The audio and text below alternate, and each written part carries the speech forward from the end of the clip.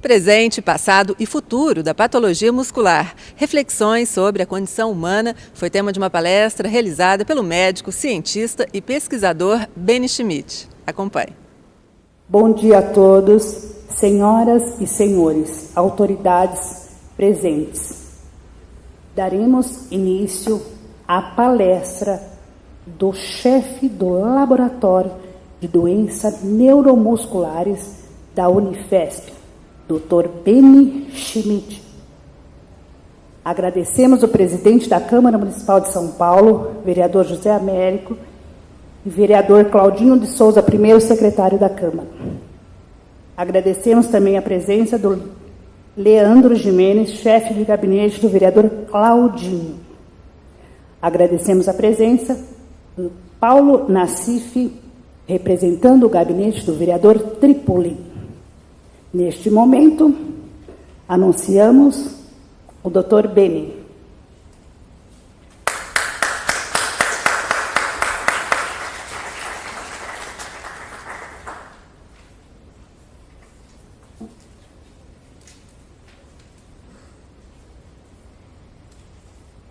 Bom dia a todos.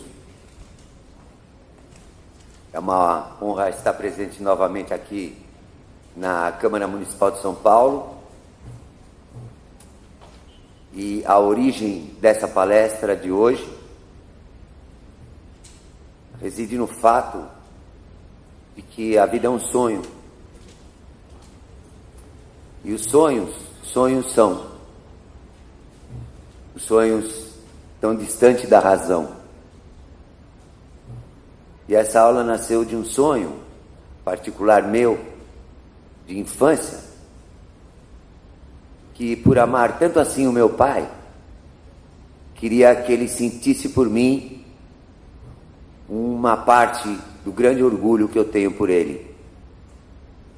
Passado, presente e futuro da patologia muscular, com reflexões sobre a condição humana, retrata uma vida inteira de um profissional que, juntamente com a nossa equipe da neuromuscular da Universidade Federal de São Paulo, armazenou hoje o maior acervo do mundo de patologia muscular.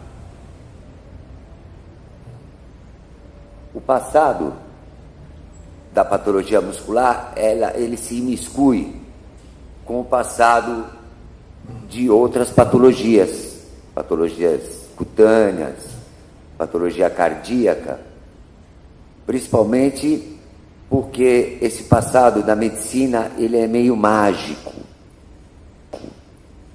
Ele consiste em rituais indígenas, rituais religiosos, mas apesar de serem rituais, na minha opinião pessoal, eles não devem ser jamais menosprezados. Eu acho que nós, pesquisadores, devemos sempre estar atentos e ouvir todas as verdades de todas as épocas da nossa vida. Anatomia, em grego, significa cortar, através. E a patologia muscular, ela teve ápices interessantes, como, por exemplo, na Idade Média e nos Jogos Olímpicos, com a cultura do corpo humano. Assim como nas artes, delineando muito bem as formas musculares. Esse passado da patologia muscular mágico, ele só deixou de ser mágico quando os médicos e os pesquisadores começaram ou puderam examinar em autópsias o corpo humano. Isso só foi possível depois do século, ou durante o século XIII. Os médicos e os pesquisadores só tinham acesso a ossos humanos, a músculos humanos, a órgãos, em fenômenos como a peste, por exemplo, em fenômenos como as guerras. E assim, devagarzinho, a pesquisa médica cresceu na história da medicina. Essa é a primeira autópsia registrada no mundo, onde a medicina deixou de ser empírica. Ela foi preconizada pelo imperador alemão, rei da Sicília, que disse que a medicina só teria razão se ela fosse feita em paralelo com as autópsias. E, de fato, quando eu me formei médico, há uns 2 anos atrás, a coisa mais interessante que tinha, sou aluno da Faculdade de Ciências Médicas Santa Casa de Misericórdia, a coisa mais interessante que tinha era assistir às aulas de autópsia daquele que foi o maior patologista do nosso país e um dos maiores patologistas do mundo de todos os tempos, Walter Edgar Maffei. E eu devo a ele todo o meu interesse pela anatomia patológica. Agradeço ao Maffei, onde quer que o senhor esteja, por tudo aquilo que o senhor fez por nós. Esta é uma sala de autópsia, a maior sala de autópsia da antiguidade. Aqui cabem mais de 1000 pessoas. Então vocês imaginem como era bonito ensinar medicina nas universidades antigas do mundo, né? Hoje, quando eu entro na Escola Paulista de Medicina, às vezes eu sinto vergonha do lugar onde eu estou trabalhando, né? Pela aparência do lugar. Infelizmente, queria chamar a atenção aos dirigentes do nosso país, né? Sempre numa visão de um humilde pesquisador e médico, para que as nossas universidades, elas vêm se deteriorando ano a ano, e que a beleza nessa situação não é só uma beleza na aparência. A universidade tem que resgatar essa vontade de ser bela, não só na sua aparência, mas como no seu conteúdo. O cadáver ficava aqui no fundo. O professor, então, falava para todos esses alunos e, como Maffei tinha dito, as salas de autópsia são os lugares, o único lugar onde a morte se ufana de ajudar a vida. O advento da ciência tem alguns marcos muito importantes. Por exemplo, a individualização da célula, por Robert Hooke, em 1665. Perdão. As células estão para a vida, assim como os átomos estão para a matéria. Então, todos os seres vivos que a gente conhece, a unidade menor desta vida são as células. É o início da patologia celular, onde todas as doenças possuem um substrato anátomo-patológico. Por exemplo, se eu tenho um tumor, uma neoplasia, eu tenho na histologia uma imagem que corresponde ao tipo desse tumor. Isso chama-se anatomia patológica, substrato anátomo-patológico. Dependendo das células que compõem esse tumor, eu as denomino e atualmente a gente trata de acordo com esse padrão histológico. Vamos voltar um pouquinho mais para o passado, antes de começar a falar propriamente de músculo, porque às vezes é muito bom a gente ter uma visão holística da vida e do mundo. Hoje em dia, o homem parece que corre o tempo inteiro, nós paulistanos corremos o tempo inteiro e não paramos um segundo sequer para refletir. Quem somos nós? Para onde eu vou? Hoje em dia, por exemplo, eu brinco sempre ao dizer para os meus filhos que é muito difícil uma pessoa, por exemplo, deitar numa rede por mais de 1 minuto, porque ela já levanta para ir para algum lugar. O paulistano se esqueceu de descansar. Então vamos cientificamente só situar em que momento que nós estamos e quanto tempo nós temos. Acredita a ciência que uma partícula minúscula, hoje nós estamos na moda das partículas, eu vou falar sobre isso já já, explodiu e que essa energia gerou aquilo que a física chama de Big Bang. E que essa idade do universo, ou do universo que nós imaginamos com a nossa razão, tenha entre 12 e 14 bilhões de anos. Quer dizer, que essa partícula explodiu há 12, 14 bilhões de anos. Já quero deixar uma mensagem aqui, que por mais que a física e a ciência evoluam durante os anos, elas não são incompatíveis com a ideia e a imagem de Deus. Um cientista pode acreditar no Big Bang, mas não é por isso que ele deixa de acreditar em Deus. São coisas que correm em paralelo, mesmo porque todo esse Big Bang, essa física, é incapaz de nos trazer um arrazoado sobre o motivo da nossa própria existência. 12 bilhões de anos. Sendo que aquilo que na minha época a gente chamava de vácuo, hoje sabe-se que é uma energia, conhecida sob o nome de energia escura, e que tem um movimento, e que o universo não para de se movimentar. A física, os telescópios de última geração começam a fazer imagens maravilhosas do nosso universo, até que, porque Deus quis, há mais ou menos 450 milhões de anos só atrás, então vejam bem, demorou mais de 12 bilhões de anos para que a gente tivesse o Vernani Malcula, o primeiro animal que, se a gente cortar num corte sagital, ele se divide perfeitamente em 2 metades.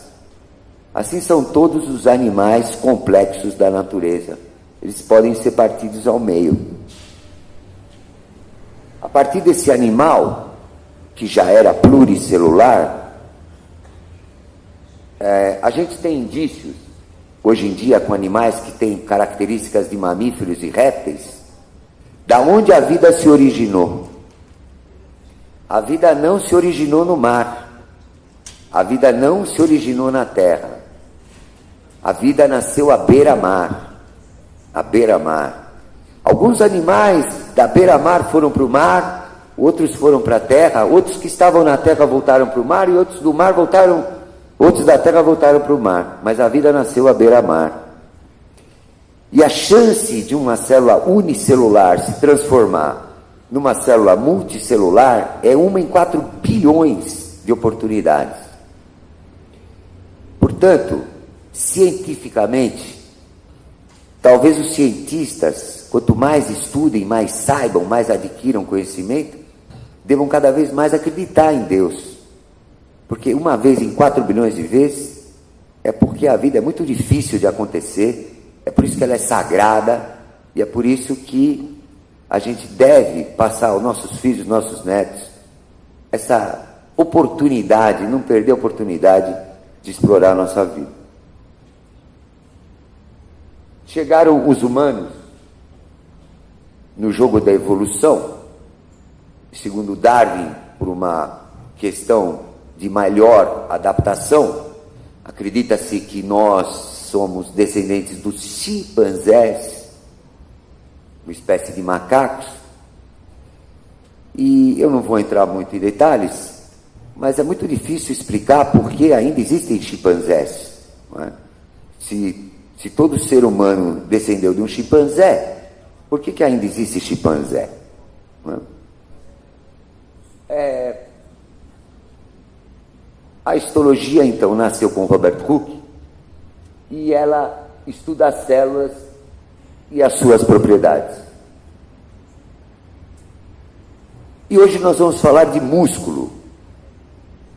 Então, nós vamos mostrar esse maior acervo do mundo de patologia muscular, o que ele faz no Brasil e o que ele faz para o mundo, a sua importância, o que a gente faz em reabilitação no nosso país, e mostrar numa crítica aos nossos dirigentes do nosso país, uma crítica construtiva, para a gente sempre tentar melhorar a saúde pública do Brasil, que tem tantas falhas, e a reabilitação. Esse diapositivo é uma piadinha que a gente costuma fazer com os cardiologistas, porque tem um tipo de músculo que é o músculo cardíaco, e os cardiologistas do nosso país às vezes só enxergam o coração.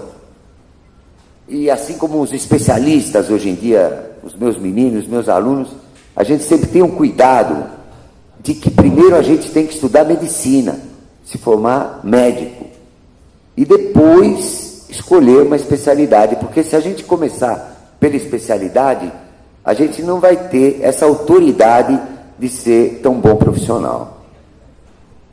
Existem 3 tipos de músculo: músculo esquelético, músculo liso e músculo cardíaco. A função do músculo é contração. Isso aqui é uma foto de microscopia eletrônica mostrando como que é um músculo na microscopia eletrônica. Essa linha preta aqui, em microscopia eletrônica, ou as coisas aparecem em preto, osmiofílicas, ou não osmiofílicas, em branco. Essa linha Z aqui em preto e essa outra linha Z delimitam um sarcômero. Sarcômero é a menor unidade contráctil do músculo esquelético. Incrível saber que todos os sarcômeros de todos os seres vivos são iguais. Todos os seres vivos possuem músculo, porque o movimento tem muito a ver com o próprio significado da vida, como a gente vai ver. O sarcômero de uma abelha é do mesmo tamanho que um sarcômero de um homem. O sarcômero de uma formiga é igual ao sarcômero de um jacaré. Os sarcômeros parece que são uma forma primordial divina que gerou a musculatura esquelética dos seres vivos. E é justamente por isso que não existe em patologia muscular. A patologia muscular é uma ciência pouco conhecida, não só no Brasil, como no mundo. É muito interessante para nós, neuromusculares, interessante e engraçado, quando, por exemplo, nos esportes, na medicina esportiva, os jornais, o público leigo, fala que um determinado jogador, por exemplo, vai fazer um alongamento. Ou quando numa academia de ginástica, a gente vai fazer alongamento. Alongamento não existe. O músculo não tem a propriedade de se alongar, por causa exatamente desse diapositivo. No músculo não é que nem a pele, não tem fibra elástica no músculo. O maior tamanho que uma fibra muscular pode ter, que um sarcômero pode ter, é quando ele está absolutamente relaxado. Então, toda vez que vocês ouvirem na mídia alongamento, vocês têm que entender relaxamento. E é óbvio que o alongamento é muito importante, não só na medicina esportiva, como pela própria vida agitada que o paulistano leva hoje em dia a querer viver, parece que uma vida inteira num dia só. Né? O que faz o músculo se contrair são essas bolinhas aqui, ó. Isso chama-se neuromoduladores. Nós chamamos de neuromoduladores. E esses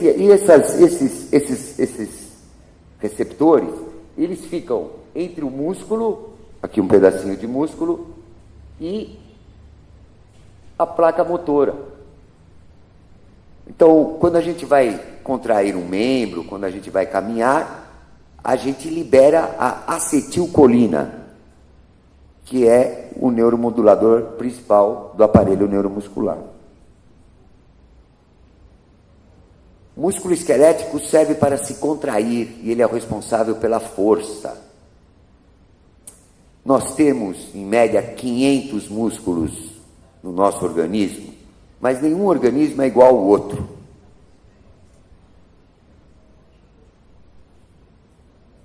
Eles têm várias formas, eles podem ser denominados de várias maneiras.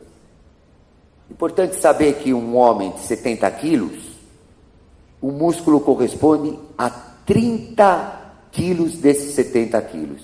Então, quase a metade do peso corporal de um homem é composto de carne. Músculo é carne, né?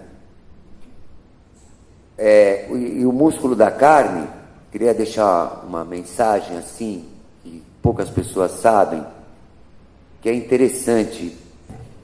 Por exemplo, o músculo humano não é saboroso, não é gostoso comer músculo humano, porque o sabor da carne depende da gordura que está imiscuída dentro das células musculares. Isso parece que não é importante, mas é muito importante, porque o ser humano ainda precisa melhorar muito para merecer ter vivido aqui na Terra com os outros animais. E eu fico imaginando que talvez Deus tenha sido muito esperto de não ter feito a carne humana saborosa. Porque eu fico imaginando o que poderia acontecer com as populações dos países mais humildes, que simplesmente poderiam vender coxinha, empadinha de nós mesmos. Em comparação, a carne suína, que é tão saborosa para uma grande quantidade de pessoas, ela é assim saborosa, porque ela contém muita gordura extracelular. É a gordura que dá sabor à carne. 30 quilos, quando no Brasil, há 100 anos atrás, a nossa população era assim. E vou chamar de novo a atenção, de uma maneira sempre crítica, para o bem, jamais política, de que o brasileiro está ficando gordo. A obesidade está chegando no Brasil como existe nos Estados Unidos, onde existem homens de 200, 250 quilos que não conseguem mais andar, caminhar. E vocês, dirigentes do Brasil, têm que se aperceber que a obesidade é doença. E os pediatras, por exemplo, têm que entender que criança gordinha não é saudável. Porque se a criança é obesa no primeiro e segundo ano de vida, a chance dela ser obesa no futuro é muito maior. O Brasil está ficando obeso, e a obesidade é sim uma causa importante de doença, e uma causa importante, inclusive, de perda de qualidade de vida humana, e uma causa ainda muito importante de depressão. Os músculos se inserem nos tendões. E, de novo, tendão não é elástico. Tendão não estica. De novo, porque tendão não tem fibra elástica. Se vocês pudessem pegar um tendão numa autópsia, vocês veriam que o tendão não tem a propriedade de se alongar. E por que o músculo gruda nos tendões e não gruda diretamente nos ossos? Porque se os músculos grudassem diretamente nos tendões, nos ossos, qualquer movimento brusco causaria uma ruptura muscular. Ruptura muscular. Vamos voltar à medicina esportiva de novo. Não existe distensão muscular. Não existe isso. É preciso, há 30 anos, tanto eu como o professor Acari, hoje o chefe do ambulatório da Universidade Federal de São Paulo, tenta explicar a todos os profissionais do esporte que músculo não pode se distender, que músculo não pode se alongar. Toda distensão muscular é, na verdade, uma ruptura muscular.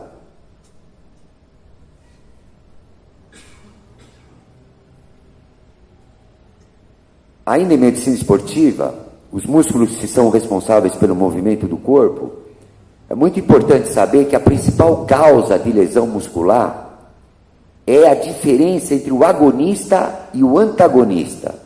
Então, por exemplo, jogador de futebol, nós na Unifesp, eu pessoalmente, já pude ter a honra de liberar vários jogadores famosos do nosso país, do Brasil, para voltar à prática do futebol.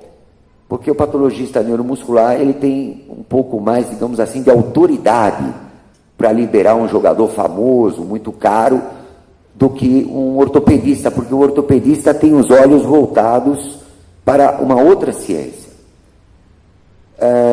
E eu vejo no futebol brasileiro e no futebol do mundo inteiro, todos os meninos, os jovens, tendo lesão no músculo posterior da coxa, no bíceps femoral. Podem reparar, 90% das lesões musculares são no bíceps femoral. Por quê? Porque os preparadores físicos precisam ser avisados que a mesma força que tem um quadríceps precisa estar num bíceps femoral. Ou seja, o agonista precisa ter a mesma força do antagonista. Senão, aquele mais fraco acaba se rompendo. E o jogador perde, então, em geral, 3 semanas da prática de futebol. Outra mensagem para a medicina esportiva do Brasil e do mundo, nós somos fundadores do Refis do São Paulo Futebol Clube. Aliás, queria agradecer a um amigo meu, da minha família, Marco Aurélio Cunha, que participou da fundação do Refis do São Paulo Futebol Clube e que mudou totalmente a medicina esportiva do nosso país, como a gente vai ver. É preciso que os atletas sejam atletas, porque o músculo esquelético, ele se refaz toda semana. Quer dizer que daqui a uma semana eu não tenho mais a mesma carne, o mesmo músculo. E o coração se refaz todo mês. Então, isso que significa que o meu miocárdio não é o mesmo no mês que vem. Por isso que os médicos sabem que as enzimas musculares, a creatinoquinase cardíaca e muscular esquelética, nunca são zero.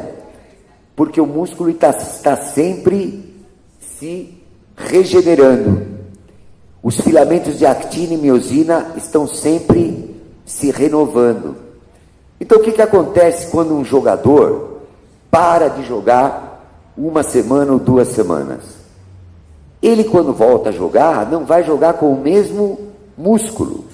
Então, ele jamais vai poder voltar na mesma qualidade técnica que ele tinha 1 a 2 semanas atrás. E essa mensagem que a gente troca, toda a actina e toda a miosina, 1 vez por semana, que é uma coisa surpreendente, isso é um dado de literatura, não é uma opinião pessoal, o que acontece? Existe uma conotação amorosa para todas aquelas pessoas apaixonadas. Já que a gente troca de miocárdio 1 vez por mês e de músculo 1 vez por semana, a todos vocês, telespectadores da TV Câmara, e a todos os nossos alunos da Unifesp, quando estiverem assistindo essa palestra, deixo essa mensagem que depois de amar, não adianta só amar e deixar o amor passar. Porque lembre-se, meninos e meninas, que a gente troca de miocárdio 1 vez por mês. Então o amor, que é a maior expressão da nossa vida, sempre precisa ser regado com muito carinho para ele poder permanecer e continuar sendo a beleza que é dentro da nossa vida humana.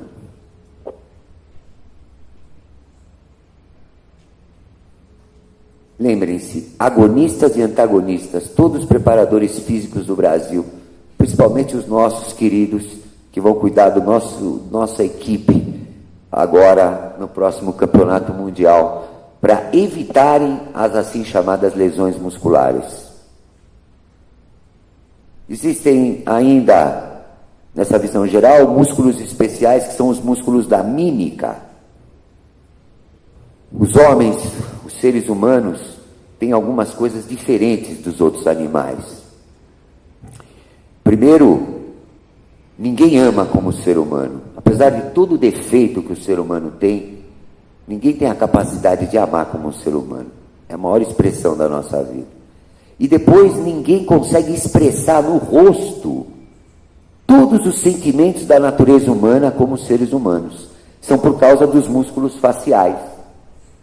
Então, as expressões de terror, as expressões de tristeza, as expressões de alegria estão retratadas no rosto das pessoas, através da musculatura facial.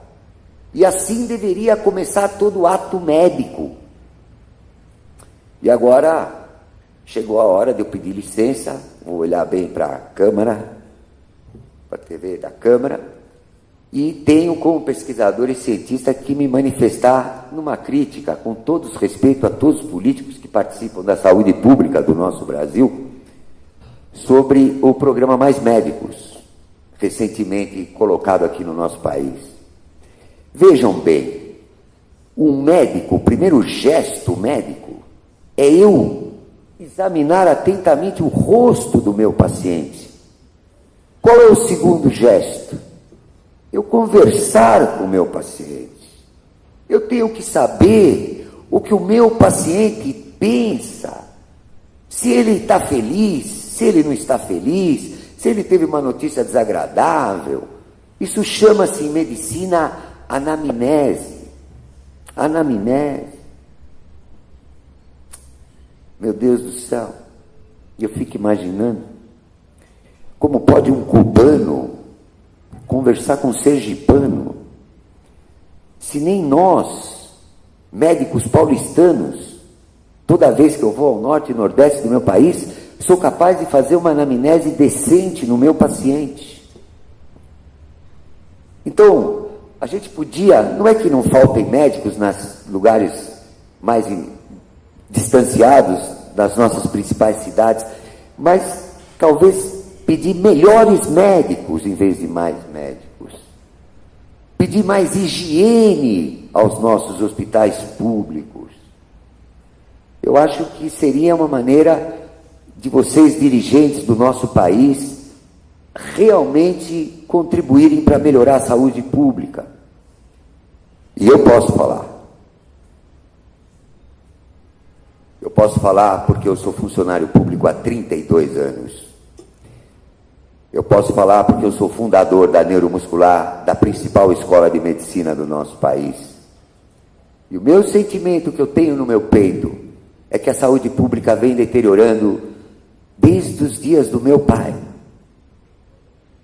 Então, com todo o respeito, eu deixo essa mensagem a vocês aqui de São Paulo, da Câmara de São Paulo, o meu amigo Roberto Tripoli, amigo pessoal, vereador Roberto Tripoli, que pensem na saúde pública com muito carinho, porque a saúde pública está doente e não será.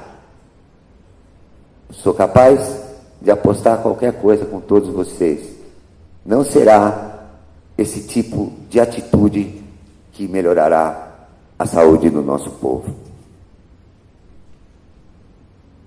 Geralmente, para terminar esse assunto, no esquema de Superville, quando as pessoas estão com os principais traços do rosto numa posição horizontal, a pessoa está tranquila. Quando ela está com os principais traços, olhos, nariz e boca, voltados para baixo, a pessoa está deprimida. E quando os principais traços do rosto, os olhos, o nariz e a boca, estão para cima, voltados para cima, é porque a pessoa está feliz. Isso é importante? Isso é tão importante quanto a obesidade que a gente acabou de se referir aqui. Porque hoje, como patologista também que sou, quero dizer que agora não é literatura, na minha opinião pessoal, a maior causa de doença dos homens é a tristeza e a obesidade. Eu vejo uma relação direta, por exemplo, entre as neoplasias e a depressão. Eu não acho que a depressão vem depois da neoplasia. Eu acho que a depressão vem antes de muitos tumores, muitos cânceres no nosso organismo, e principalmente nesse último século. É preciso um pouco resgatar essa alegria e vontade de viver, perdão. Afinal de contas, o homem nasceu para viver. O que a gente faz no Brasil atualmente?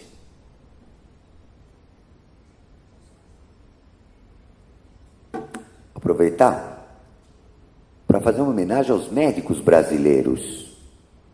Fui professor de medicina, não vou citar todas as universidades, mas durante muitos anos fui professor, entre outras, no Hôpital de la Salpêtrière, em Paris, na França, em Nova York, na Columbia University, e aqui no Brasil fui professor de medicina de várias universidades, e comparando os médicos brasileiros com os médicos do exterior, quero enaltecer os médicos do Brasil.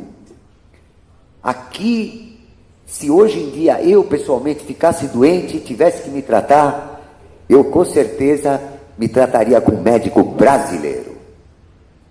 Então, da mesma maneira que nós devemos ser incentivados a tratar das pessoas mais carentes no nosso país, é também muito importante saber da qualidade do médico brasileiro. Todo mundo já viu falar que Deus é brasileiro. Eu acho que o médico brasileiro, entre outras coisas, ele é melhor médico, na seção correta da palavra, porque ele atende com carinho e amor ainda em muitos lugares, em muitos centros, em muitos hospitais que eu conheço. Um elogio à medicina brasileira, que nesses centros que estudei, hoje em dia deve muito pouco com o acesso da tecnologia, com as teleconferências. A gente pode dizer, por exemplo, com muito orgulho na Escola Paulista de Medicina, que a neuromuscular não deve nada a nenhum centro de neuromuscular do mundo. Isso é um orgulho para nós. As doenças neuromusculares precisam de um examezinho chamado biópsia muscular. Isso é uma biópsia muscular. Essas figuras poligonais são fibras musculares. Essa é uma aula sobre passado, presente e futuro da patologia muscular. E agora eu vou dar um exemplo só de cada capítulo na patologia muscular. Essa biópsia muscular, nós alteramos a forma de colher o músculo. Antigamente, as biópsias, os pacientes tinham que ser submetidos a anestesias gerais, retirava-se um fragmento enorme de músculo esquelético. Hoje em dia, a gente faz uma biópsia muscular em menos de 3 minutos. Por exemplo, um jogador famoso do Corinthians, que foi liberado para voltar a jogar futebol, praticou uma biópsia muscular que demorou menos de 2 minutos, né? Então, é um gesto cruento, porque corta, mas é um gesto muito pouco agressivo e que não deixa sequela. Geralmente é feito no deltoide, é colocado os parabíceps pequenininhos, retira-se um pedaço minúsculo de músculo, que vai ser regenerado, porque músculo regenera, dependendo como se corta, congelado em nitrogênio líquido, e a incisão cirúrgica tem menos de 1 centímetro de comprimento. E não deixa sequela, na maior parte das vezes, a não ser nos pacientes que não têm um poder de cicatrização ideal, né? Mas na maior parte dos pacientes não deixa qualquer tipo de sequela. Quando a gente tem uma doença muscular, esse é um slide da vida intraembrionária, lembrar que todos os músculos são originários dos somitos e não existe uma doença muscular chamada assim, bicipite, tricipite, quadricipite. Isso não existe. Quando uma pessoa tem uma doença muscular, ela compromete todos os músculos do corpo. Outra mensagem importante que eu vou deixar. todas as doenças da patologia humana cursam comprometendo o músculo esquelético. Eu vou repetir. Todas as doenças da patologia humana cursam comprometendo o músculo esquelético. Hoje nós somos capazes, com esta biópsia muscular, de diagnosticar não só doenças neuromusculares, como outras doenças que não têm ou que não são primariamente neuromusculares. Só para dar um exemplo, por exemplo, nas neoplasias, nas caquexias, a gente vê uma atrofia muscular de fibra do tipo 2, por exemplo, bastante característica. Essas são as colorações que se fazem no Brasil e no mundo principais, que é uma hematoxina e eosina. Aqui são as ATPases, que dividem as fibras musculares do tipo 2 e fibras musculares do tipo 1. Aqui é um PAS e aqui são as técnicas oxidativas. Isso chama-se histoquímica. E aqui são fusos neuromusculares com fibras intrafusais que dão para o corpo humano a posição em que o indivíduo está. São as fibras extrasensoriais dos fusos neuromusculares. Então a gente tem dois tipos de fibra muscular: extrafusal e intrafusal. Existe um exame importante na patologia muscular, que é a eletroneuromiografia, que quando a gente faz a biópsia, a gente é capaz de ver o traçado da agulha. Então eu vou tentar repetir agora uma mensagem para os neurologistas, sempre na esperança que eles compreendam o seguinte: normalmente o neurologista faz uma eletroneuromiografia no hemicorpo esquerdo, preservando o hemicorpo direito para se fazer a biópsia. Isso não procede, porque o patologista é capaz muito bem de observar o trajeto das agulhas, né? Então, não há necessidade dos neurologistas pouparem qualquer tipo de estudo eletroneuromiográfico, inclusive nos 4 membros. Antes de falar sobre o primeiro capítulo, só mostrar aqui que o músculo às vezes nasce imaturo.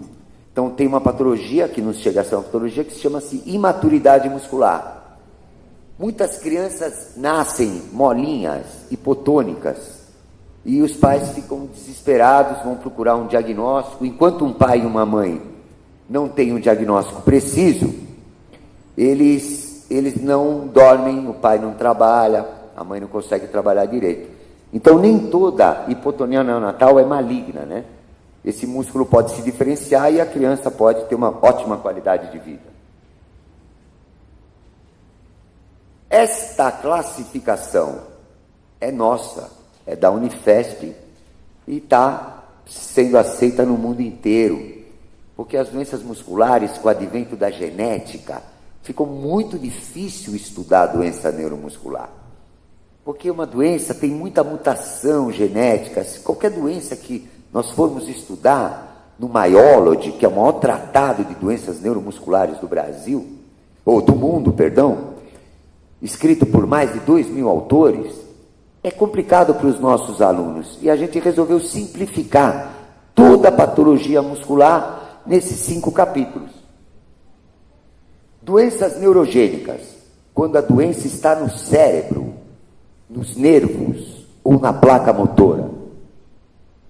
Distrofias musculares: quando o músculo vai sendo substituído por gordura e tecido conjuntivo. Doenças progressivas. Miopatias congênitas, como o nome já está dizendo, quando elas se manifestam no nascimento. Miopatias inflamatórias, consiste o quadro das inflamações, e miopatias metabólicas.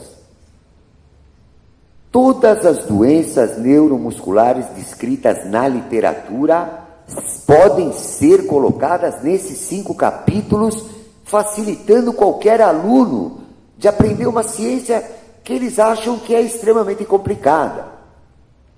Complicado é tudo aquilo que a gente não compreende.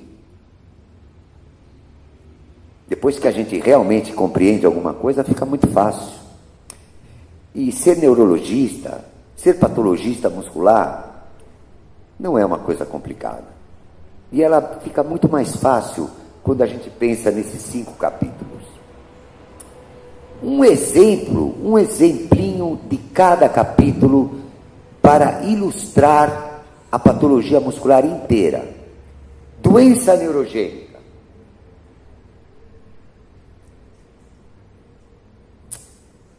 Um dia eu sonhei que eu queria falar em Brasília, e que todos os políticos estivessem presentes, para mostrar esse slide.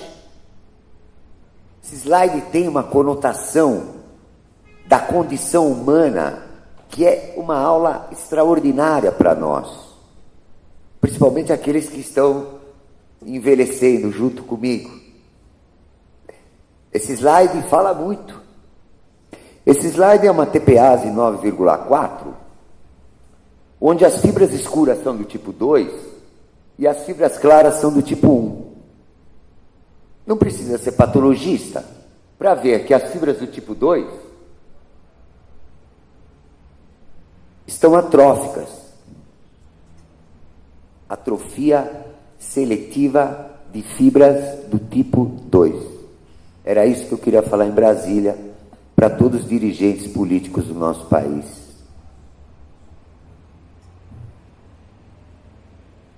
O que significa isso? Qual é a reflexão que a gente tira disso? Primeiro, que a gente nasceu para trabalhar. E que a aposentadoria para um cientista é o passaporte da morte. Às vezes eu vejo uma pessoa que quer trabalhar para juntar um dinheirinho para quando ficar velho não conseguir nem andar, poder fazer uma viagem para Buenos Aires. A gente tem que viver, como disse Vinícius de Moraes, cada segundo da nossa vida como se fosse o último. Ninguém pode se aposentar, meu Deus do céu. Eu repito, a aposentadoria é o passaporte da morte. Nós podemos, ao envelhecer, diminuir o nosso ritmo de trabalho, é outra coisa. Eu fico imaginando quanto dinheiro público que é gasto para se discutir a aposentadoria, para se prover o povo de aposentadoria, que poderia ser aproveitado para gerar maior qualidade de vida. Atrofia seletiva de fibras do tipo 2. Ninguém escapa dela. Ninguém. E outra mensagem para aqueles que querem parar. A vida conspira para a vida e a vida não reconhece a inatividade. Significa que quem é inativo tem muito maior propensão para ficar doente, para cursar com uma patologia. É também engraçado, continuando nesse tema, ver idosos correndo no Ibirapuera 10, 15 quilômetros, chegam em casa e acham que estão gozando da melhor qualidade de vida possível. Quero avisar a todo homem com mais de 45 anos que não adianta correr, nadar. É preciso conhecer um pouco de patologia muscular. E todo homem com mais de 45 anos, eu particularmente não gosto, na verdade eu odeio fazer esse tipo de exercício, mas eu faço para ter saúde. Nós precisamos carregar peso, trabalhar com carga. As fisioterapeutas conhecem muito bem o que é uma fisioterapia com carga. Porque quando a gente vai envelhecendo, a gente vai perdendo massa muscular. E a massa muscular, a perda, chama-se sarcopenia. E a massa muscular não é só importante para a gente fazer esporte, para a gente andar, caminhar. A massa muscular é importante também para os órgãos abdominais funcionarem. Então, vocês que estão ficando velhinhos aí, por aí, não se esqueçam, por mais chato que seja, que um humilde patologista muscular lhes dá um excelente conselho.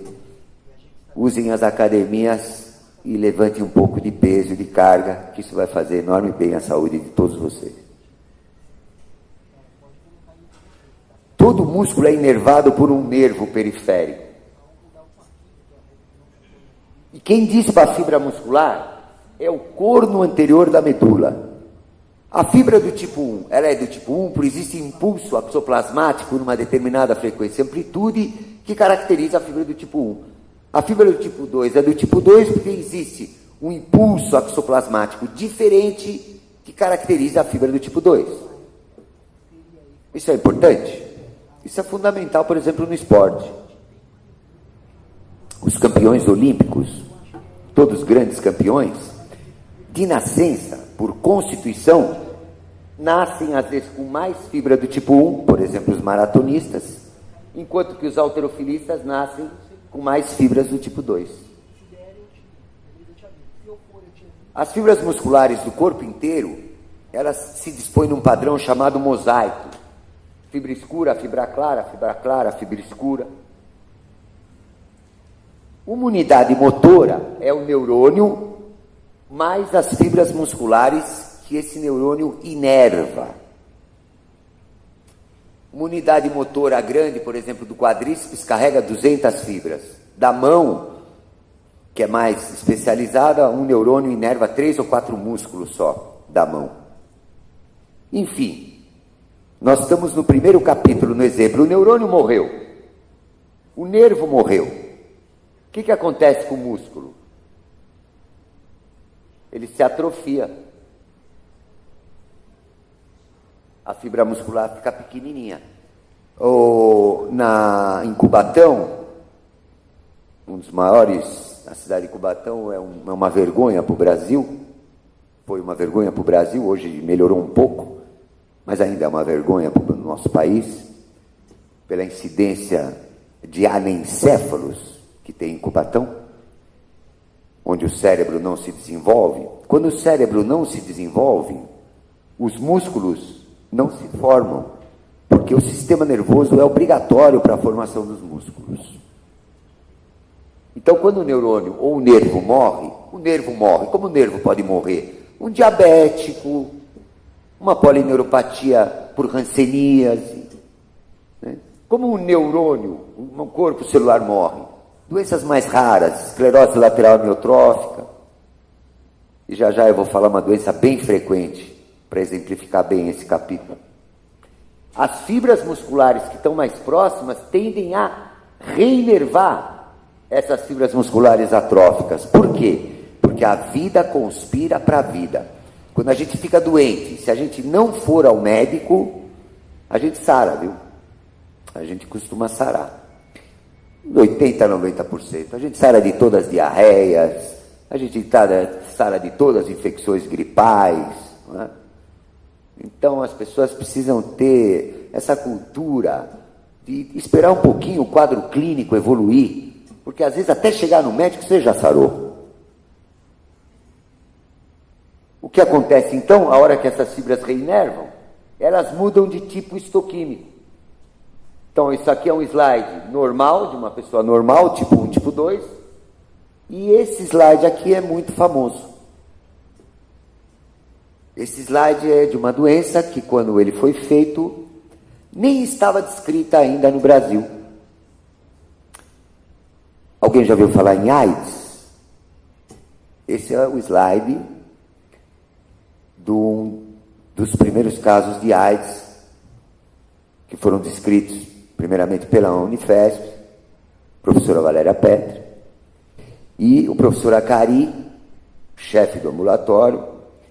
Um dia chegou na minha sala e falou: professor, olha que interessante, tinha um homem magrinho, lá nas doenças infecciosas, ninguém sabe direito o que ele tem, mas ele não para de perder massa muscular. Olha o que eu achei, professor. Isso chama-se type grouping, não tem nome em português. E aí, o Acari, brilhante como é, a missão do professor é fazer alunos melhores do que ele. Com certeza o Acari é 1000 vezes melhor do que eu hoje em dia. Eu espero que todos os meus alunos sejam melhores do que eu, porque essa é a verdadeira origem do professor. E o sentido de um professor de medicina. Mas voltando ao aidético, naquela época achavam que os pacientes com AIDS perdiam massa muscular por causa das infecções oportunistas. E por causa dessa imagem, saiu um paper, né, os cientistas, quando querem mostrar a sua obra, eles não vão para a Rede Globo de televisão. Eles vão fazer uma publicação científica numa revista que tem mérito mundial de todos nós que somos ou que nos consideramos cientistas. E essa aqui foi publicada na Muscle and Nerve, principal revista de músculo da época do mundo. E como a AIDS, ninguém sabia que a AIDS era viral, que era causada por um retrovírus, nós publicamos da seguinte maneira, genialmente, o Acari colocou: olha, a gente não sabe direito ainda que doença é essa, mas uma coisa a gente sabe, que se ela for de etiologia viral, esse vírus é neurotrópico, quer dizer que o vírus compromete o sistema nervoso. Por isso que os aidéticos morrem com caquexia, né? Por exemplo, o Cazuza. E nunca a gente vai ver um aidético morrer como o Schwarzenegger, por exemplo, né? Porque o vírus compromete tanto o encéfalo, tanto a medula, tanto a placa motora como o nervo periférico. Essa é a razão dos aidéticos morrerem caquéticos. Esse é o melhor exemplo de doenças neurogênicas. O segundo capítulo, para dar um exemplo de miopatia congênita, eu vou pegar um exemplo muito importante no nosso país. A neuromuscular, com muito orgulho, novamente, ela foi origem de várias sociedades brasileiras que são conhecidas no mundo inteiro. Pô, é bárbaro a gente guardar esse sentimento patriótico, né?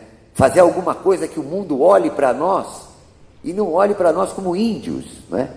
Eu, quando estudei nos Estados Unidos e cheguei na Colômbia e falei que era brasileiro, eu tive a nítida sensação que eu era um índio.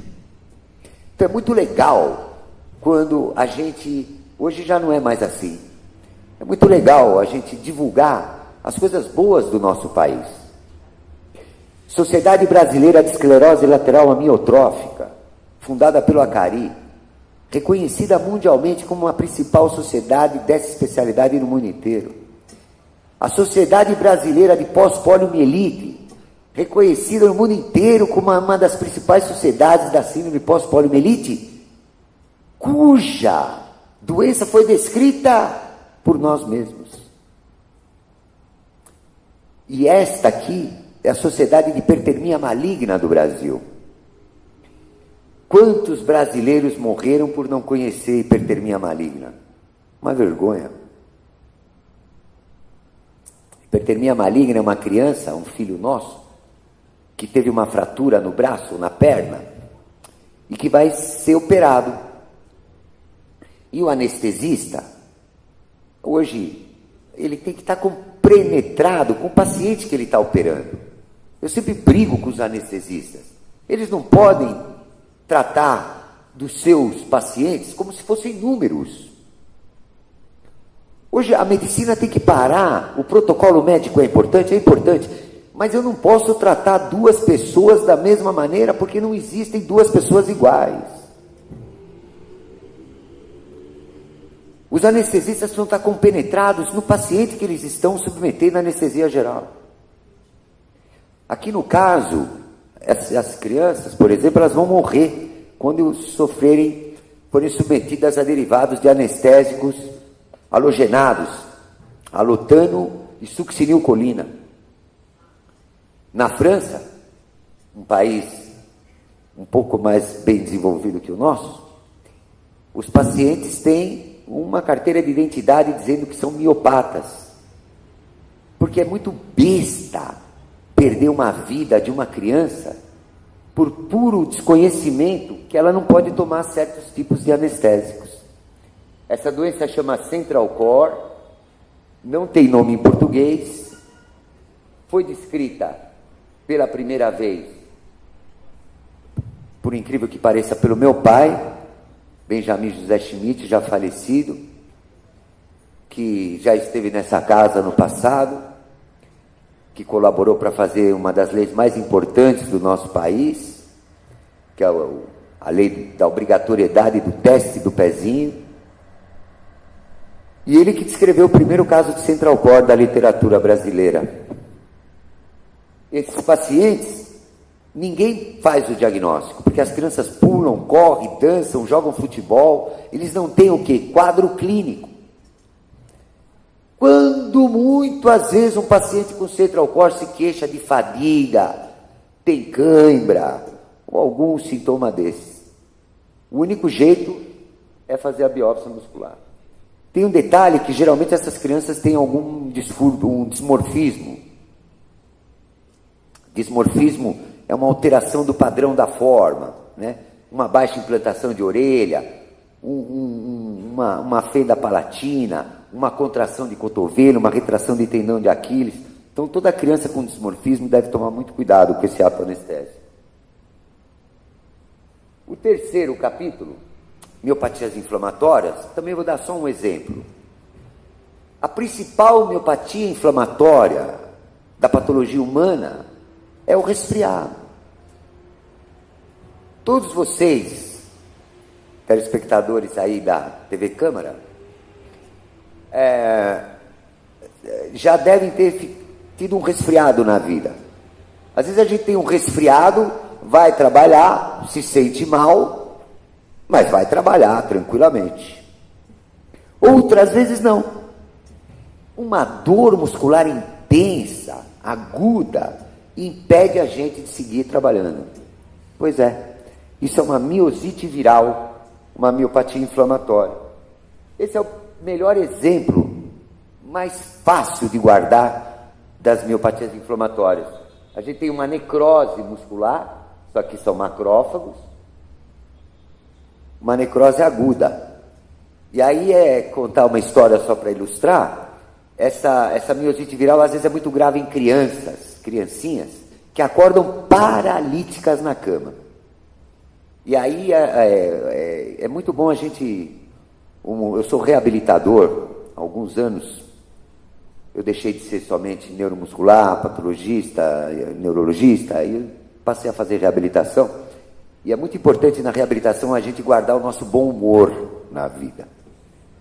E aqui é uma coisa engraçada, porque vocês imaginem pais com um filho que acorda paralítico na cama. Ficam desesperados, vão ao médico, correm para o Albert Einstein, Cecílio Ibanez, Oswaldo Cruz, que a mãe, o pai não vai trabalhar, então, imagina, meu filho acordou paralítico, meu Deus, o que aconteceu? A miosite viral é autodelimitada, às vezes ela demora 24 horas. Chega o médico. Os médicos não conhecem patologia muscular, hein? Não conhecem. O que o médico faz? Examina, constata a fraqueza muscular, a paresia, e faz hoje aquele abuso, uma crítica agora, do mesmo jeito que eu elogiei o médico brasileiro, agora eu vou fazer uma crítica ao médico brasileiro. Nós precisamos parar de pedir tanto exame para os doentes. É muito exame subsidiário. A clínica sempre será soberana. Então eles vão pedir um monte de exames para aquela criança. Dependendo do laboratório que esses exames vão chegar, esses exames vão demorar 2, 3 dias. Quando eles chegarem, o que vai acontecer com essa criança? Está curado, porque a miosite viral é autolimitada. E o médico vai levar a fama, obviamente, porque os pais desesperados vão achar que foi esse colega que salvou a tal da criança. Miosite viral. Só para constar, olha, aqui é uma inclusão viral no músculo.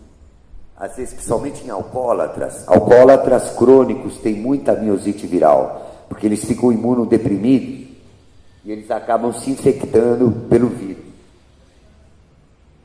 E aqui as chamadas miopatias inflamatórias autoimunes, as polimiosites, as dermatomiosites, onde a carne é substituída quase que amplamente por inflamação. Isso aqui são linfócitos, plasmócitos, que estão destruindo o músculo. Um detalhe, hoje, nos últimos 50 anos, é impressionante como aumentou o número de doenças autoimunes no mundo inteiro. É impressionante como nós damos corticoide para todos os nossos pacientes. Na minha opinião pessoal, isso deve-se a um mau momento do homem na Terra. Nós não estamos passando por um bom momento na Terra. Mas eu sou muito otimista e eu espero que isso melhore rapidamente, porque a doença autoimune nada mais é do que a consequência de um ato depressivo, de uma tristeza profunda que a gente convive nos nossos dias. Polimiosite, dermatomiosite. Às vezes, essas crianças vão para a cadeira de rodas porque não tem mais carne, tornam-se cadeirantes e não são aptas a marchar mais. Aqui um denso infiltrado inflamatório.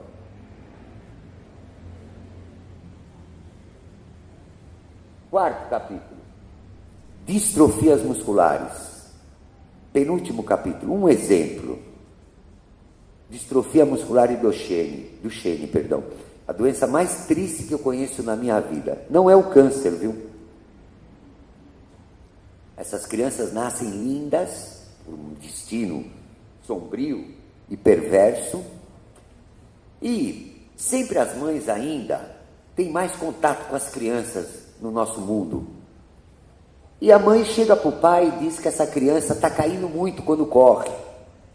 E o pai olha para a criança, vê uma criança muito forte, com uma hipertrofia de deltoide, de gastroquinêmio, uma criança forte e incrível, ironia do destino, são crianças lindas.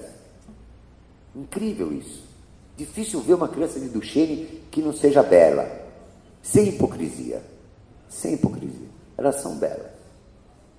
E o pai vira para a mãe e diz: lá vem você de novo querendo achar coisa do meu filhinho. Ele não tem noção do que vai acontecer na vida dele, porque essa criança vai perder músculo e vai substituir, aí sim, por gordura, que é um tecido menos nobre. É uma metaplasia, onde o tecido que substitui a carne é menos nobre. Então a criança, cada dia que acorda, ela acorda pior do que quando ela foi dormir. E tem mais, o cérebro geralmente não é afetado.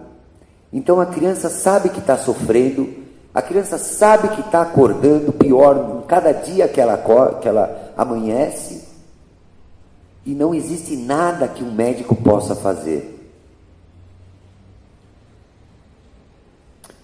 Nem se essa criança for filha de um homem muito famoso, porque a saúde não se compra em nenhum lugar desse mundo.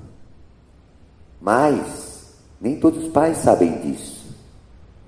Então eles viajam às vezes para fora do Brasil, achando que aqui no Brasil não tem neuromuscular, gastam uma fortuna de dinheiro para chegar no mesmo lugar. Distrofia muscular de Duchenne, a morte mais horrível, porque é de criança. Essas crianças não passam de 15, 20 anos de idade, morrem totalmente dependentes, não podem tomar banho, não podem comer, sofrem todos os dias, sofrem de dor depois. Os pais ficam com a vida despedaçada, porque não sabem a quem recorrer, e elas morrem por insuficiência respiratória. Quando o pai tem recursos, com respiradores artificiais, e sempre esperando, vivem sempre à espera de um milagre e de uma esperança.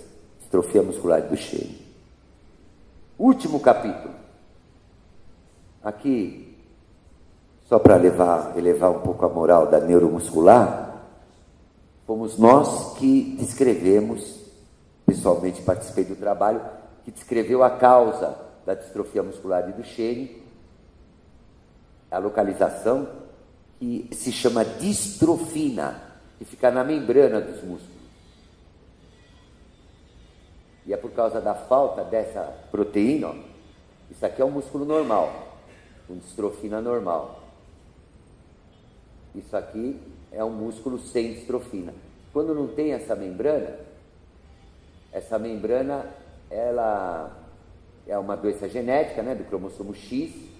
Então ela dá 99% mais em meninos, o braço curto, cromossomo X, banda 2, subbanda 1, mas ela tem uma particularidade, olha, ela é uma pequena proteína do músculo, que fica na superfície, mas ela é importante, ó, isso aqui é o sarcolema, é a membrana muscular, se não tem,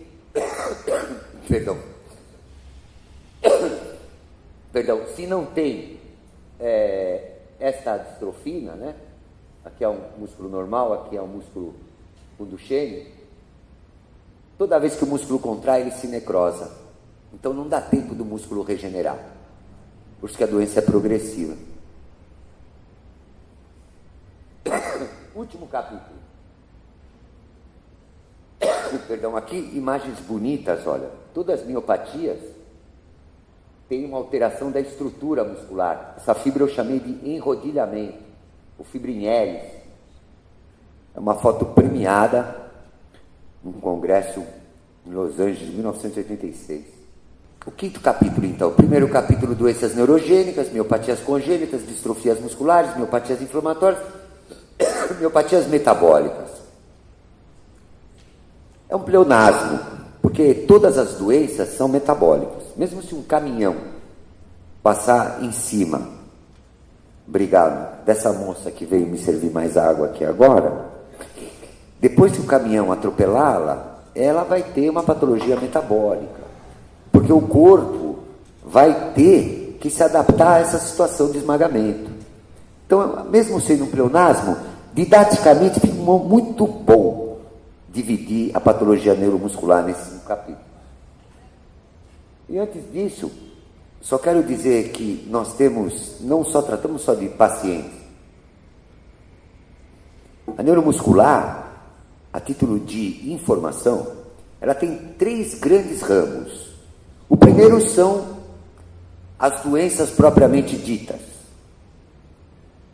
O segundo é a medicina esportiva. Esse slide, eu não me lembro quantos anos eu tinha, mas foi quando nós montamos o primeiro centro de treinamento científico do futebol brasileiro. Nenhum jogador pode treinar igual ao outro. Antes do Refis, um centroavante treinava como um centroavante, como um goleiro, como um lateral direito, posições diferentes. E eu acho que foi um marco. O Refis é um marco do Brasil, é um orgulho para o Brasil, é um orgulho. Eu não sou São Paulino de coração, mas São Paulo foi um orgulho para a medicina esportiva do nosso país, porque a gente foi copiado no mundo inteiro. O Refis ainda é famoso até hoje, nos nossos dias, por ter introduzido a ciência na medicina esportiva. E hoje, em toda Olimpíada, em todos os jogos esportivos, sempre existe um cientista por trás de um campeão.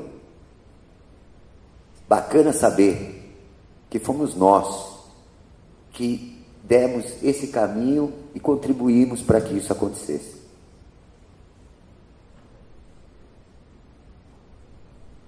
As miopatias metabólicas podem ser ou por acúmulo de glicogênio ou por acúmulo de lipídios. E eu vou terminar essa apresentação do presente falando de uma coisa chamada mitocôndria. Eu estou muito ligado à mitocôndria ultimamente. Eu fui recentemente convidado pelo comandante Marcos Rodrigues Silva, contra-almirante da Marinha Brasileira do projeto CECIRM do Brasil, e estou estudando as mitocôndrias dos pinguins pigacélios antárticos. Fui pessoalmente colher músculo desses pinguins na Antártida, por razões incríveis. Perdão. A mitocôndria é um mistério.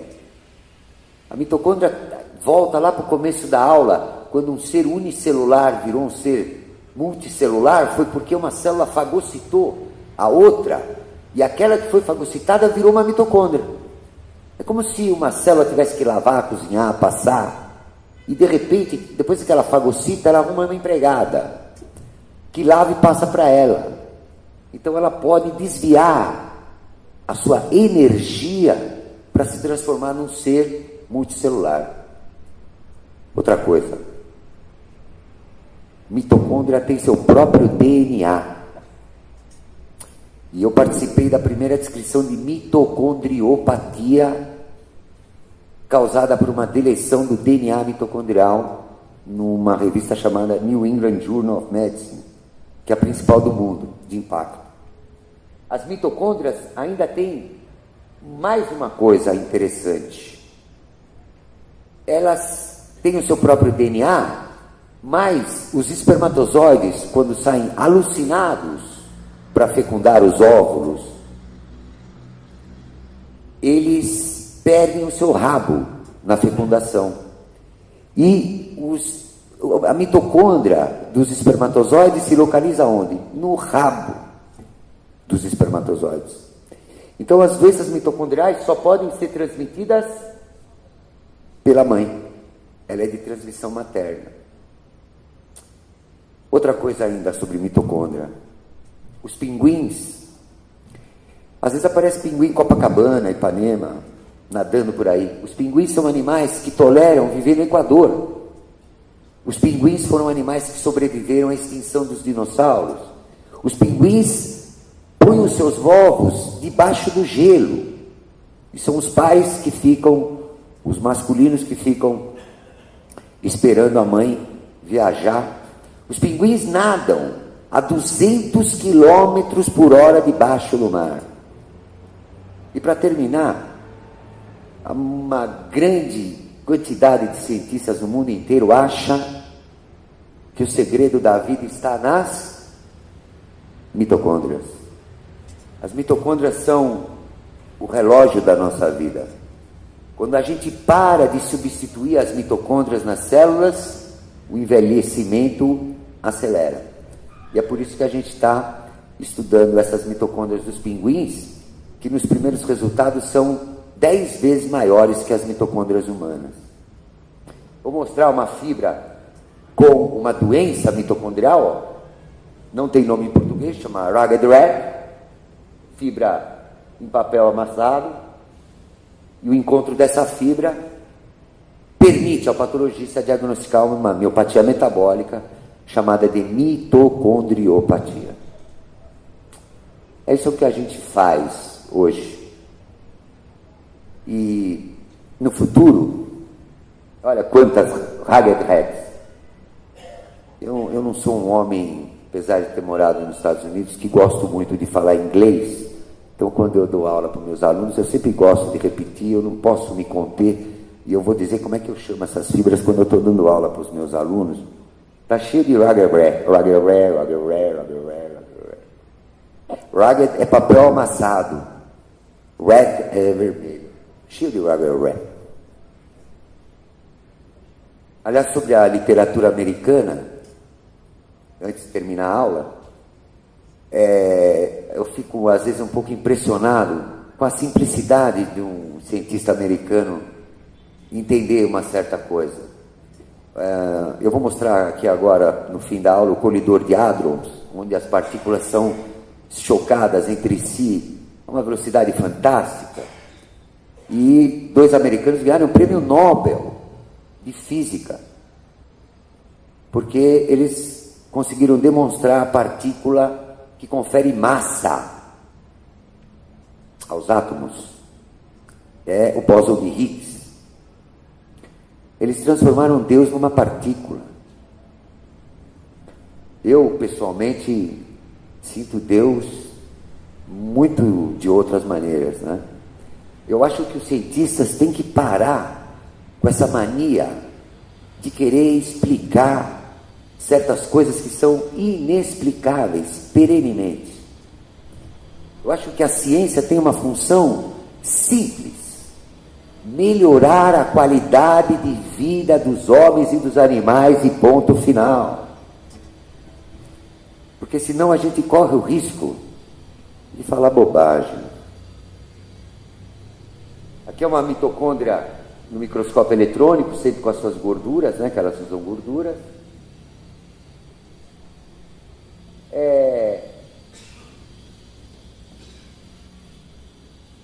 Hoje a ciência está evoluindo de uma maneira cada vez mais incrível, e o futuro nos reserva, os meus netos, para os meus filhos, um futuro científico maravilhoso. Com todos os defeitos da indústria farmacêutica, ela está cada vez mais melhorando. E o esforço de todos aqueles que entregaram sua vida e dedicaram sua vida à ciência, um dia há de valer a pena. Por exemplo, os cientistas estão entendendo como que a gente limpa melhor a nossa casa, quando a gente limpa melhor as nossas células.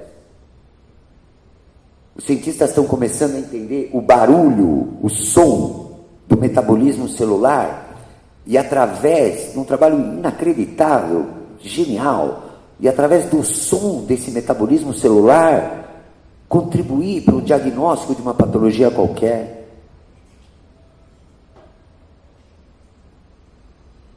Do primeiro microscópio, eu tenho um microscópio, antiquíssimo na minha casa, que eu guardo com tanto amor, mas hoje em dia, eu não sei se vocês sabem, existem microscópios que a gente pode pôr por uma cânula nanoscópica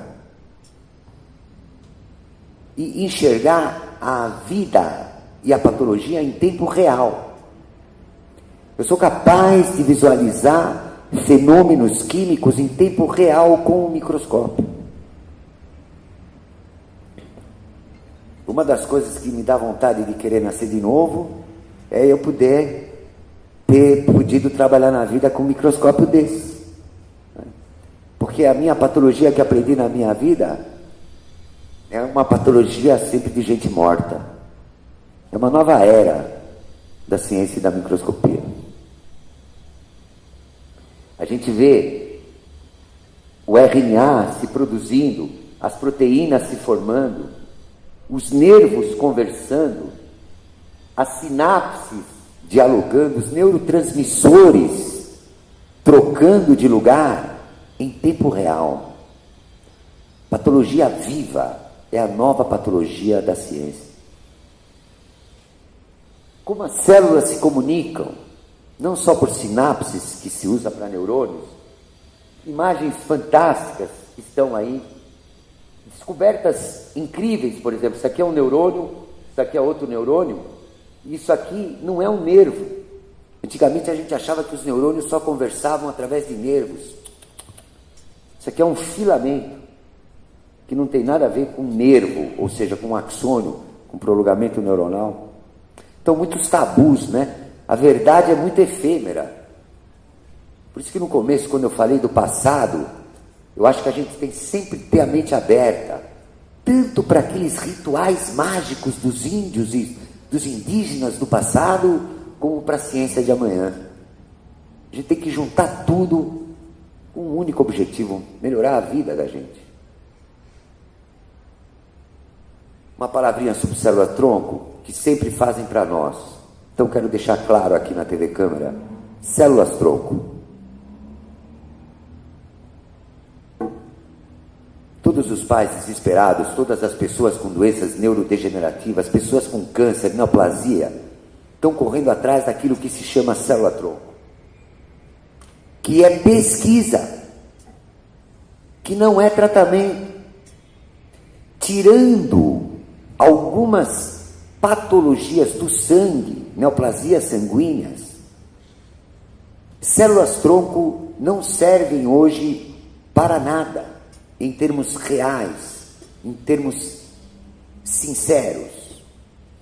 Tem muita gente indo para a China fazer injeção de célula-tronco, paga uma fortuna, paga por uma mentira. As células-tronco são um futuro? Lógico que são um futuro. Mas, pelo amor de Deus, a gente tem que esperar elas se tornarem protocolo de tratamento. Né? Uma coisa legal sobre célula-tronco, que não é tão recente, é que nem todas as células de um tumor se multiplicam. Então, tem algumas alternativas hoje para tratar de câncer, dizem uma porção.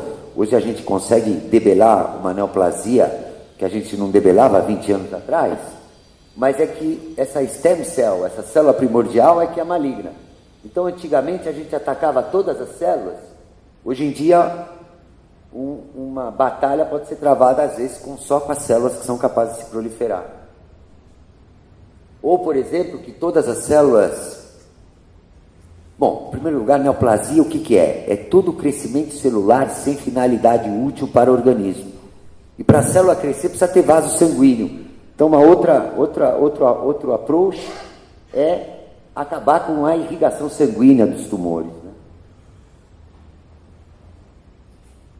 Aqui foi quando os cientistas... Aqui agora estamos chegando ao fim, e eu não poderia terminar uma palestra desse gênero sem criticar a televisão, sem criticar a mídia do Brasil e do mundo inteiro. Porque esta doença também poderia ir para Brasília, o autismo. O autismo, os neurologistas já sabem que as crianças autistas não conseguem imitar a mãe, não conseguem imitar o pai, aquilo que a ciência chamou de neurônios espelho. E por que esse slide é importante para a televisão e para a mídia? Porque nós, assim como os outros animais, somos, por natureza, imitadores. A melhor educação que uma criança pode ter é o amor que um pai tem por uma mulher e o amor que essa mulher retribui para um pai. As crianças imitam aquilo que elas veem. A televisão do Brasil não pode ter apresentadores mostrando maldade, assassinato, tortura, 24 horas por dia. Porque ela está fazendo mal para nossas crianças. Não sobra nada de bom para as crianças imitarem as novelas. Por que não fazem novelas que fazem apologia da família, do amor? Por que essas novelas têm que mostrar as piores coisas que existem na natureza humana? Vão vender do mesmo jeito. Enfim, o autismo, do mesmo jeito que eu queria falar em Brasília sobre aposentadoria, gostaria, quem sabe, ter a honra de falar para a Rede Globo do mal que ela produz ao mostrar tanto mal e esquecer o bem que nós somos capazes de fazer.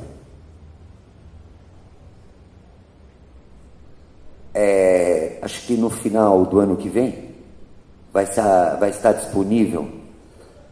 Eu disse que meu pai fez uma lei que fez o teste-pezinho ser obrigatório no país inteiro, e toda criança que nascer, além do teste-pezinho, vai poder fazer o seu próprio genoma. E isso foi vislumbrado por Benjamin José Schmidt, que eu considero, não é porque é meu pai, numa aula que eu já dei aqui na Câmara, a História da Medicina, um dos maiores cientistas no nosso país de todos os tempos. O tempo vai dizer se eu escolhi por ser filho dele ou se ele merece realmente estar nessa aula.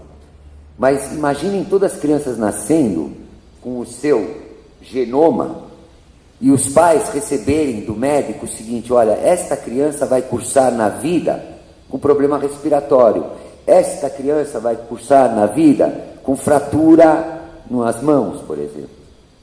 Então, o genoma humano será a melhor forma de medicina preventiva da próxima década no mundo inteiro. teste do pezinho e genoma. Aqui, só para mostrar, isso aqui são cavalos marinhos que agora estão sendo usados para dizer se o mar está poluído ou não.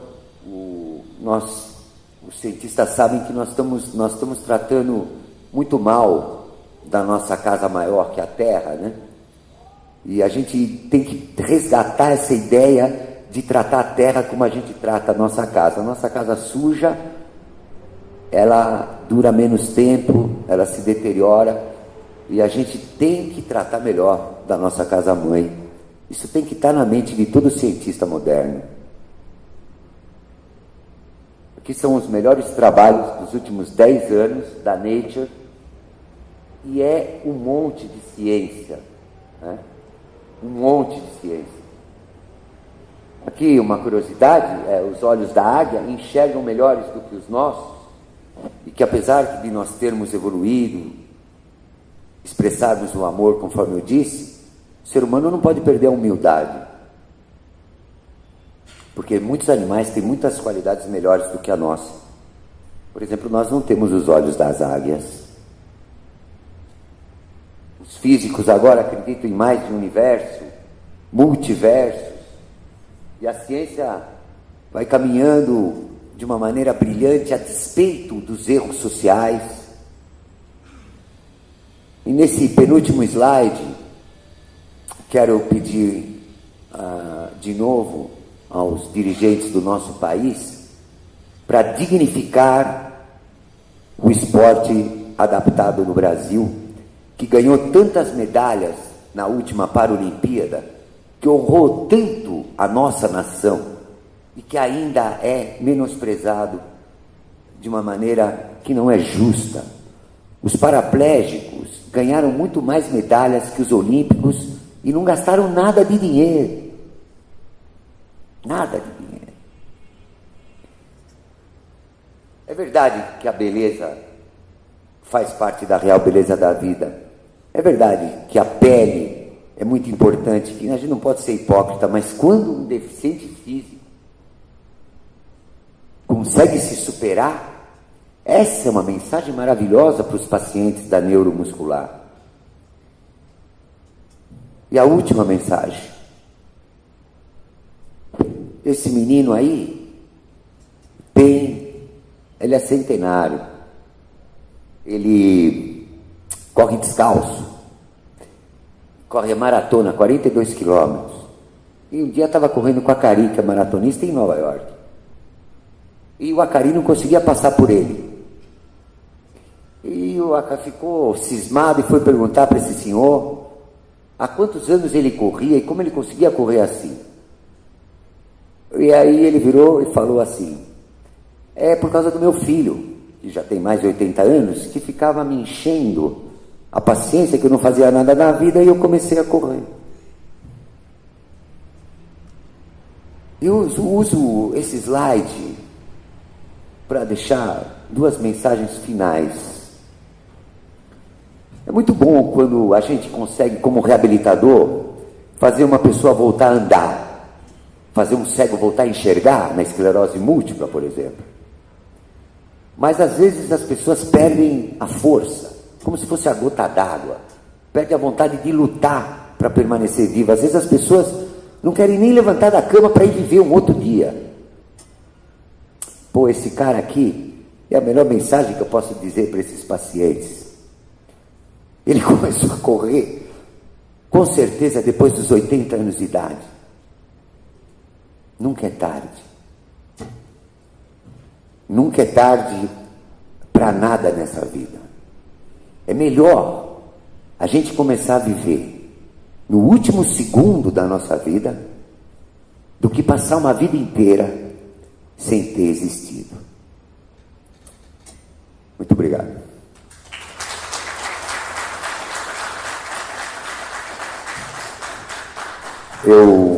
Como eu faço sempre em todas as palestras na minha vida, vou dedicar e homenagear a minha mulher. Afinal de contas, a ciência sem amor não vale nada, né? E então, Patrícia, hoje é difícil criar tantas homenagens para uma mulher só. Mas hoje, no caminho aqui para a Câmara, eu fiquei pensando de que maneira eu podia te tocar e tinha que falar alguma coisa diferente.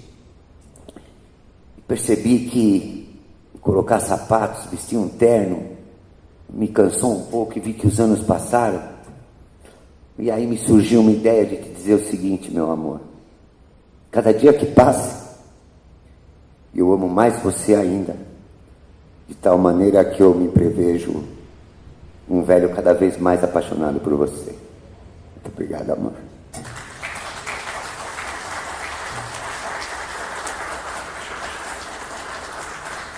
Muito obrigado à presença de todos vocês. Obrigado aos meus amigos aqui da Câmara Municipal de São Paulo e até a próxima vez.